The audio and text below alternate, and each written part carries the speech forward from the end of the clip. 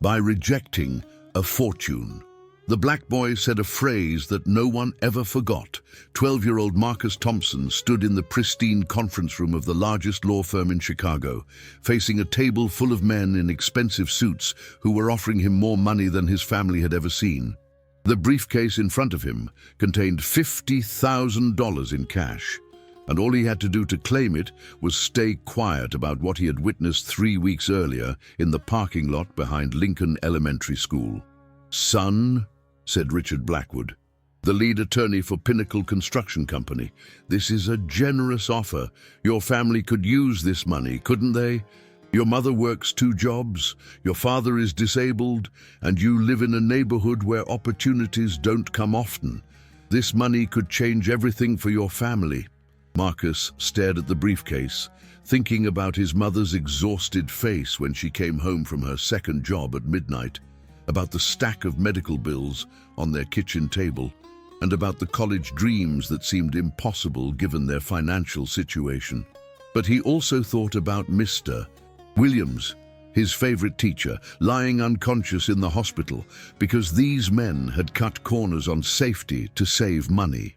What Marcus said next would be recorded by a hidden camera, broadcast around the world, and become a rallying cry for justice that would bring down a corrupt corporation and inspire a generation of young people to choose integrity over easy money.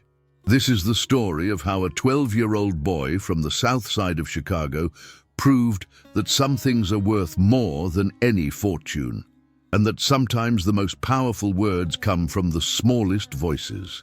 If you value real stories of resilience and want to be part of a community that believes in the power of overcoming adversity, subscribe to the Resilience channel. Here, every story is a testament that it's possible to conquer any obstacle. Marcus had always been what his grandmother called an old soul. Even as a toddler, he had possessed an unusual sense of right and wrong that seemed to guide his decisions in ways that surprised the adults around him. His parents, David and Sarah Thompson, had raised him to believe that doing the right thing was more important than doing the easy thing, even when the easy thing would make life more comfortable. The Thompson family lived in a small apartment in Englewood, one of Chicago's most challenging neighborhoods. David Thompson had been injured in a construction accident 5 years earlier, leaving him unable to work and dependent on disability payments that barely covered their basic needs. Sarah worked as a home health aide during the day and cleaned office buildings at night, sacrificing sleep and her own health to keep their family afloat. Despite their financial struggles, the Thompsons had created a home filled with love, learning, and strong moral values. Marcus was an honor student at Lincoln Elementary, where he was known for standing up for younger kids who were being bullied and for always telling the truth, even when it got him in trouble. Mr. James Williams was Marcus's 6th grade teacher and had become something of a father figure to the boy. Mr. Williams saw exceptional potential in Marcus and spent extra time helping him with advanced math and reading, often staying after school to tutor him and other students who needed additional support. "Marcus," Mr. Williams would say, "intelligence is a gift, but character is a choice. You have both, and that makes you capable of changing the world." Marcus looked up to Mr. Williams more than any other adult outside his family. The teacher had grown up in a similar neighborhood, had earned scholarships to college and graduate school, and had returned to teach in the community where he was raised. He represented everything that Marcus hoped to become: educated, successful, and committed to helping others. Lincoln Elementary was an old building that had been scheduled for major renovations for over 2 years. The infrastructure was deteriorating, with leaking pipes, cracked walls, and electrical systems that frequently failed. The school board had finally approved a comprehensive renovation project, with Pinnacle Construction Company winning the contract through what they claimed was the lowest bid. From the beginning, teachers and parents had concerns about the quality of Pinnacle's work. Construction workers seemed to be cutting corners, using cheaper materials than specified in the contract, and rushing through safety procedures that were supposed to protect students and staff.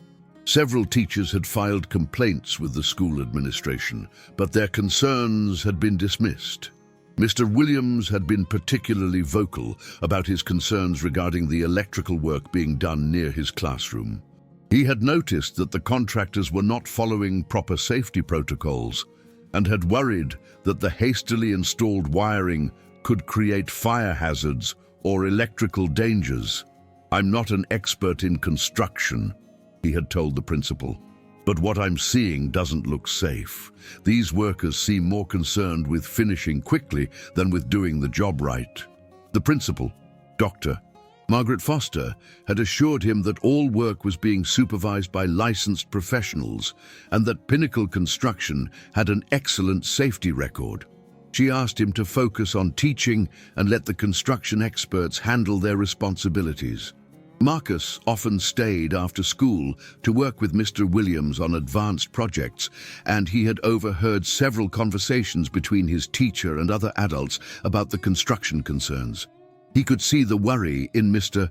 Williams's eyes, but he didn't fully understand the significance of what the adults were discussing. The incident that would change everything happened on a rainy Tuesday afternoon in October. Marcus had stayed after school for extra help with a science project day, and he and Mr. Williams were working alone in the classroom when they heard a commotion in the hallway. Stepping outside to investigate, they discovered that a section of newly installed ceiling had collapsed in the corridor, bringing down electrical wires and creating a dangerous tangle of exposed cables. "Marcus, stay back," Mr. Williams ordered, but he moved forward to help clear students and teachers away from the hazardous area. As he tried to move a heavy piece of fallen debris, one of the exposed electrical wires made contact with the metal beam he was lifting. The electrical shock threw Mr. Williams across the hallway and into the wall with tremendous force. Marcus watched in horror as his teacher collapsed unconscious, his body motionless on the floor. Other teachers rushed to help, and paramedics arrived within minutes. But Mr. Williams was critically injured and had to be transported to the hospital in serious condition. Marcus was traumatized by what he had witnessed, but what happened next would prove even more disturbing. Within hours of the accident, representatives from Pinnacle Construction were at the school, examining the scene and speaking quietly with administrators. By the next morning, the company's story was already circulating. The ceiling collapse had been caused by an unforeseeable structural failure, and Mr. Williams's injury was a tragic accident that could not have been prevented. But Marcus knew better. In the weeks leading up to the accident, he had watched the construction workers through his classroom window during recess and lunch breaks. He had seen them taking shortcuts, ignoring safety procedures, and using materials that looked different from what was supposed to be installed. He had even overheard conversations between workers who joked about getting this job done quick and cheap so they could move on to more profitable projects. Most importantly, Marcus had seen something that no one else had witnessed. The afternoon before the accident, he had watched a Pinnacle supervisor instruct workers to hang the ceiling panels using fewer support brackets than the safety specifications required.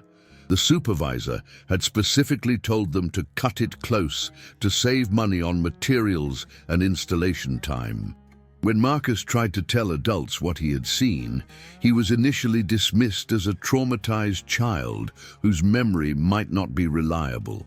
The school administration didn't want to hear suggestions that they had hired a company that had endangered students and staff. Pinnacle Construction had lawyers and public relations experts working to control the narrative and minimize their liability. But Marcus's account was detailed and consistent, and it caught the attention of Elena Rodriguez, an investigative journalist who specialized in corporate accountability stories. Rodriguez had been following Pinnacle Construction for months, investigating allegations that the company routinely cut corners on safety to increase profits.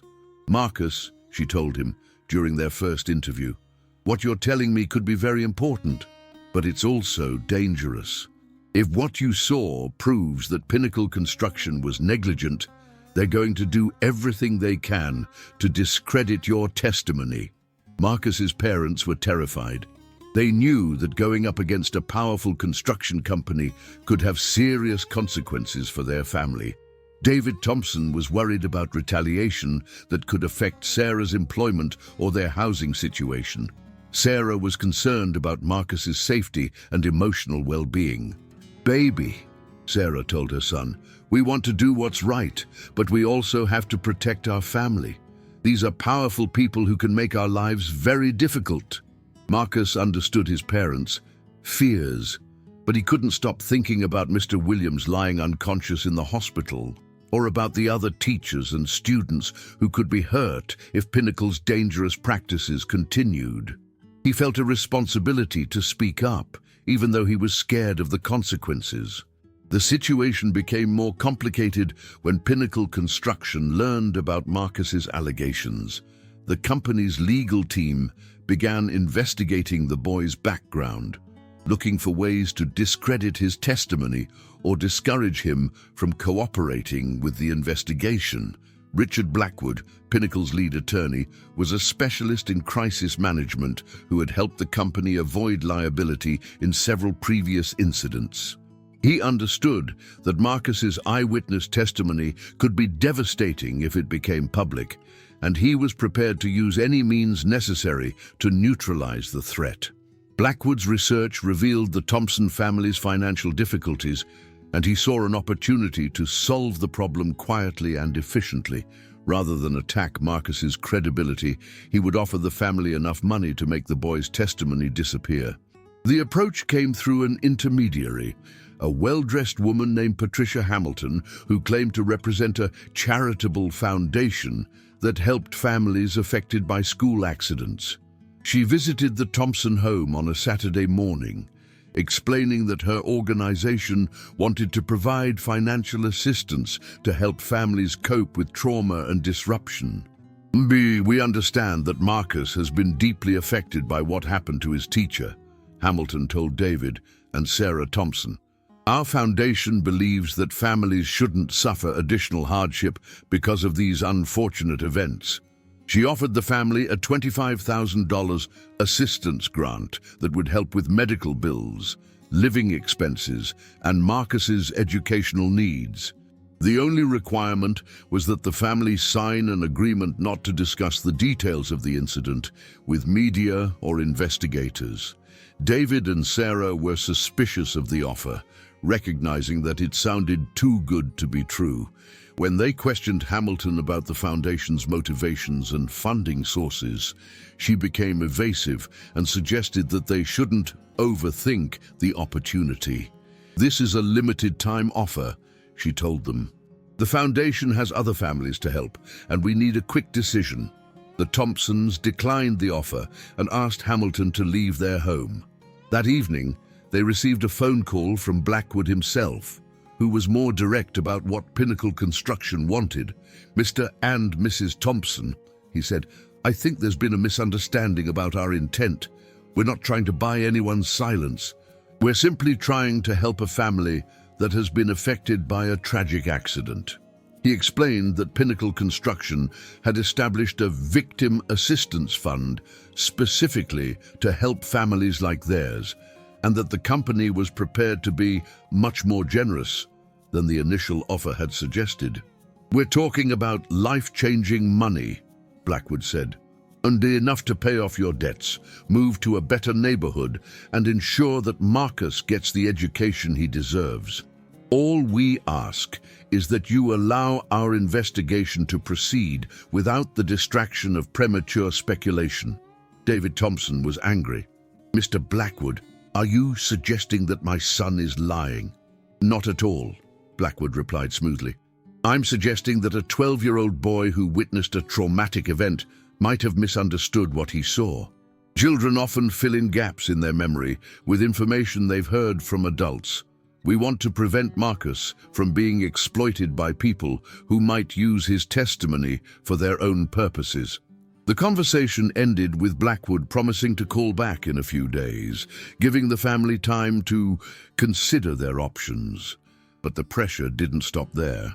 Over the next week, the Thompsons received visits from other Pinnacle representatives, phone calls from lawyers, and even inquiries from neighbors who had been approached about the family's situation.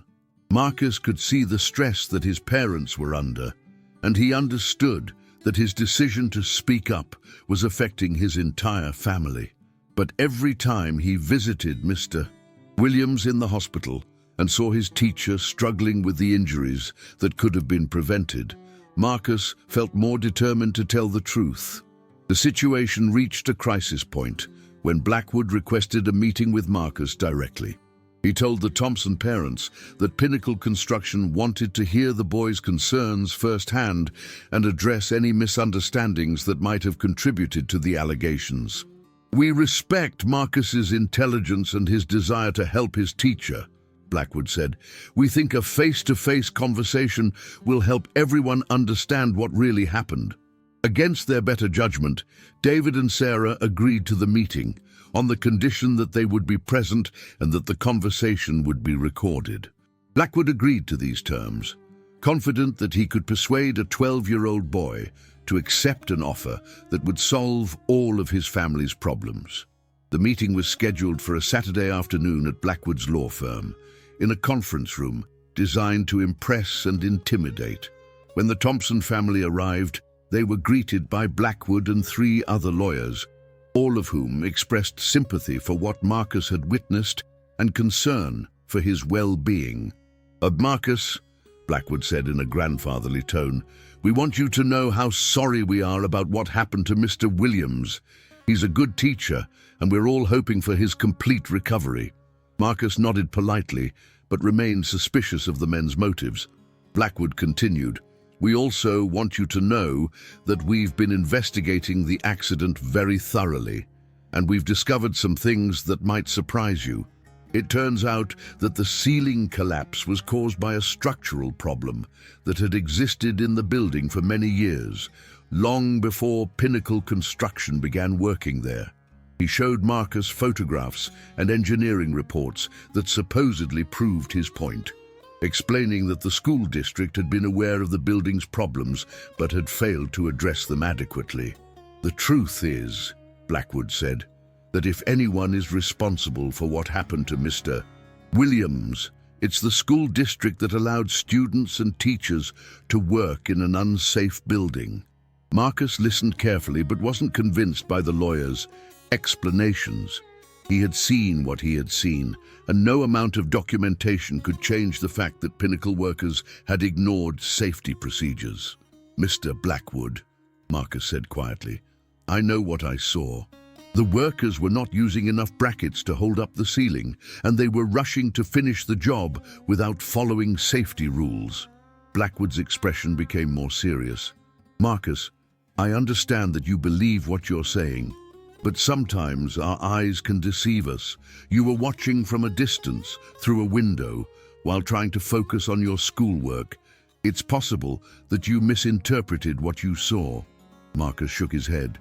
"I know the difference between right and wrong, and I know what I saw." The tension in the room increased as Blackwood realized that logical arguments weren't going to change the boy's testimony. It was time to make the offer that he believed would end the problem once and for all. "And Marcus," he said, "I want to show you something that might help you understand why this situation is more complicated than you realize." Blackwood opened a briefcase that had been sitting on the conference table and revealed stacks of cash arranged in neat bundles. "This is $50,000, he said. "It's more money than most adults see at one time, and it could transform your family's life." Marcus stared at the money, genuinely shocked by the amount. His parents, who had been sitting quietly during the conversation, were equally stunned. "This money," Blackwood continued, "could pay for your father's medical treatments, allow your mother to work fewer hours, and ensure that you get the best education possible. You could move to a safer neighborhood, live in a house instead of an apartment, and never worry about money again." He paused to let the weight of the offer sink in. And all we're asking is that you reconsider your interpretation of what you saw that day. Maybe the workers were following different procedures than you expected. Maybe what looked like shortcuts were actually approved modifications to the construction plan. Marcus looked at his parents, seeing the temptation in their eyes even as they tried to maintain their composure. He understood how much this money could help his family, and he knew that refusing it would mean continuing to struggle with poverty and uncertainty. But he also thought about Mr. Williams, still recovering from injuries that could affect him for the rest of his life. He thought about other students and teachers who could be hurt if dangerous construction practices continued. And he thought about the lessons his parents and teacher had taught him about the importance of honesty and standing up for what's right. Have you ever faced situations where you had to prove your worth because of prejudices? Share in the comments how you overcame or are overcoming these challenges. Your story can inspire others. Mr. Blackwood, Marcus said slowly, I understand what you're offering, and I know my family needs money. But some things are more important than money. Blackwood leaned forward, thinking that the boy was negotiating. Marcus, we can be flexible about the amount. If 50,000 isn't enough, we can discuss other arrangements. Pinnacle Construction is a generous company that takes care of people who work with us. Marcus stood up from his chair, and despite being the smallest person in the room, he suddenly seemed to fill the space with his presence. Mr. Blackwood, you're not listening to me. I don't want your money. I want Mr. Williams to get better, and I want you to stop cutting corners so other people don't get hurt. The lawyers exchanged glances, surprised by the boy's directness. Blackwood tried a different approach. Marcus, you're a smart young man, so I'm going to be honest with you. If you continue to make these allegations against Pinnacle Construction, we're going to have to defend ourselves. That means questioning your credibility, investigating your family's background, and making it clear that you're just a child who doesn't understand complex construction procedures. The threat was barely veiled, and Marcus's parents tensed as they recognized what Blackwood was really saying. We don't want to do that, Blackwood continued, because we respect you and your family. But if you force us to fight these allegations in court, it's going to be very difficult for everyone involved. Wouldn't it be better to take the money and move on with your lives? Marcus looked around the room at the men in expensive suits who were trying to buy his silence. And he thought about all the people who'd been told to keep quiet when they witnessed wrongdoing. He thought about his grandmother, who had lived through the civil rights era and had taught him that speaking truth to power was sometimes the only way to create change. Mr. Blackwood, Marcus said, his voice growing stronger, I have something to tell you, and I want you to remember it forever. The room fell silent as the 12-year-old boy prepared to say words that would be remembered long after the money in the briefcase was forgotten. You think you can buy me with money, but you can't buy what my parents taught me. You think you can scare me with threats, but you can't scare me away from doing what's right. And you think I'm just a kid who doesn't understand what's important. But I understand something that you don't. Marcus paused, looking directly at Blackwood with the intensity that made the adult lawyer uncomfortable. Some things don't have a price. Truth doesn't have a price. Justice doesn't have a price. And my teacher's life doesn't have a price. You can keep your money, because I would rather be poor and honest than rich and ashamed. The words hung in the air like a challenge to everything that Blackwood and his colleagues represented. The lawyers sat in stunned silence, unprepared for such moral clarity from someone so young. Marcus continued, My grandmother told me that every generation has to decide whether they're going to speak up when they see wrong or stay quiet and let it continue. I've made my decision. I'm going to tell the truth about what I saw, no matter how much money you offer me, and no matter how much trouble it causes my family. He turned to his parents, who were watching with a mixture of pride and terror. Mama, Daddy, I know we need money, but we don't need their money. We're going to be okay, because we have something they don't have. We have each other, and we have our integrity. Finally, Marcus looked back at Blackwood and delivered the words that would become a rallying cry for a generation of young activists. "You can't buy me, you can't scare me, and you can't stop me from speaking the truth. And if you think a 12-year-old boy doesn't have the power to bring down your company, then you're about to learn something about what happens when people stop being afraid of bullies like you." The room erupted as the lawyers began talking over each other, trying to salvage a situation that had gone completely off script. Blackwood's face was red with anger and embarrassment as he realized that his carefully planned intimidation had not only failed, but had been turned against him. "You're making a serious mistake," Blackwood said to Marcus's parents. "This boy is going to cost your family more than you can afford to lose." David Thompson stood up and placed his hand on his son's shoulder. "Mr. Blackwood, my son just taught me something about courage that I won't forget. We're leaving now, and if you contact our family again, it will be through our lawyer." As the Thompson family left the conference room, none of them knew that Marcus's words had been recorded by a hidden camera that Elena Rodriguez had convinced them to wear. The journalist had suspected that Pinnacle Construction might try to intimidate or bribe Marcus, and she wanted evidence of any improper behavior.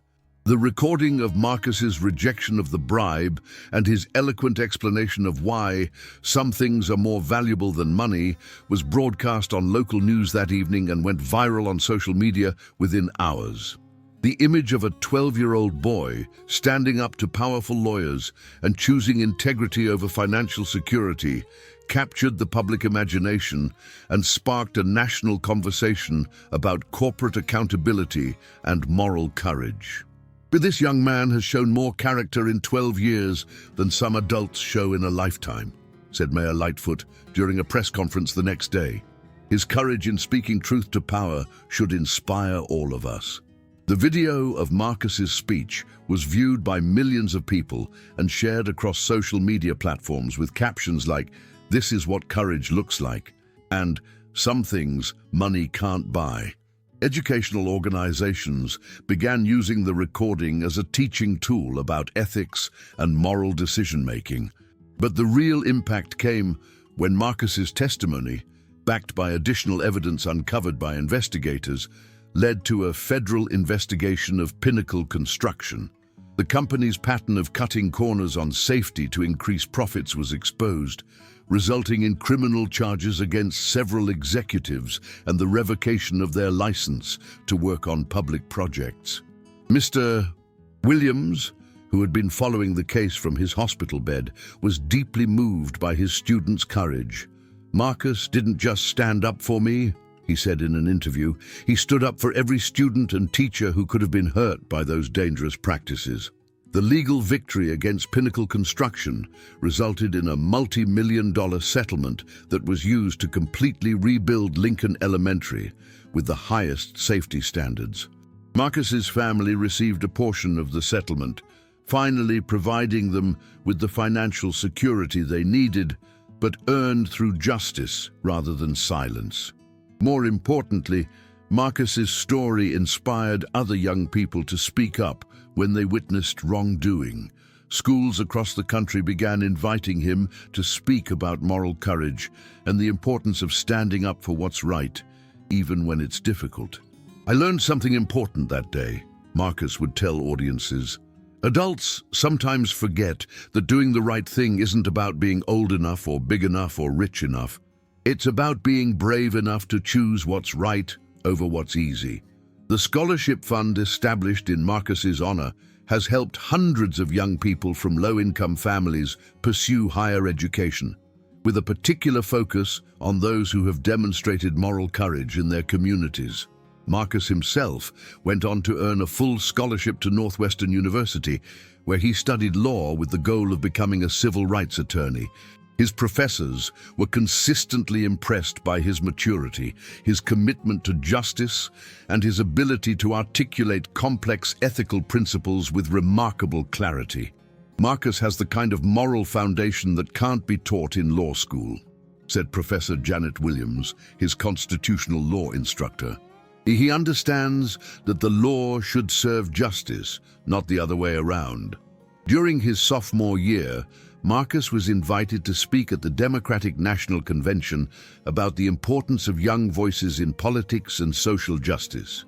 His speech, which included the story of his confrontation with Pinnacle Construction, received a standing ovation and established him as a rising voice in the civil rights movement. 5 years ago, I was just a kid who saw something wrong and decided to speak up, Marcus told the convention audience. Today, I'm studying to become a lawyer so I can help other people find their voices and fight for justice. That's what happens when we choose courage over comfort and truth over money. The impact of Marcus's decision continued to ripple through his community and beyond. Elena Rodriguez won a Pulitzer Prize for her investigative series on corporate corruption in school construction projects, much of which was based on Marcus's testimony and the evidence it helped uncover. Pinnacle Construction filed for bankruptcy, and its executives faced criminal prosecution for fraud and endangerment. The case became a landmark in corporate accountability law, cited in legal textbooks and used as precedent in other cases involving construction safety violations. Mr. Williams made a full recovery from his injuries and returned to teaching, where he incorporated Marcus's story into his lessons about citizenship and moral responsibility. Marcus showed us that age doesn't determine wisdom, he would tell his students. Sometimes, the youngest voices carry the most important truths. The conference room, where Marcus rejected Pinnacle's bribe, became something of a pilgrimage site for young activists, though the law firm that had hosted the meeting eventually went out of business, as their association with the failed bribery attempt damaged their reputation. Richard Blackwood's career never recovered from the public embarrassment of being outmaneuvered by a 12-year-old boy. The recording of Marcus's rejection of his offer became a cautionary tale taught in legal ethics courses as an example of how not to handle corporate crisis management. But perhaps the most significant impact of Marcus's courage was the change it inspired in other young people who faced similar choices between doing what was right and doing what was easy. Thousands of students wrote letters to Marcus, sharing their own stories of standing up to bullies, reporting wrongdoing, and choosing integrity over personal benefit. Marcus showed me that being young doesn't mean being powerless, wrote one high school student who had reported her teacher for inappropriate behavior. His courage gave me the strength to speak up when I saw something wrong. A middle school student who had refused to stay silent about environmental pollution in his community wrote, "When I saw Marcus reject all that money to do what was right, I knew I could refuse to keep quiet about the factory that was poisoning our water." The Marcus Thompson Foundation, established with donations from people inspired by his story, continues to support young people who demonstrate moral courage in their communities. The foundation provides legal assistance, educational support, and public recognition for young activists who choose to speak truth to power. Today, Marcus Thompson is a successful civil rights attorney who has argued cases before the Supreme Court and has been recognized as one of the most influential young lawyers in America. But he still returns to Lincoln Elementary every year to speak to students about the importance of moral courage and the power of individual voices to create change.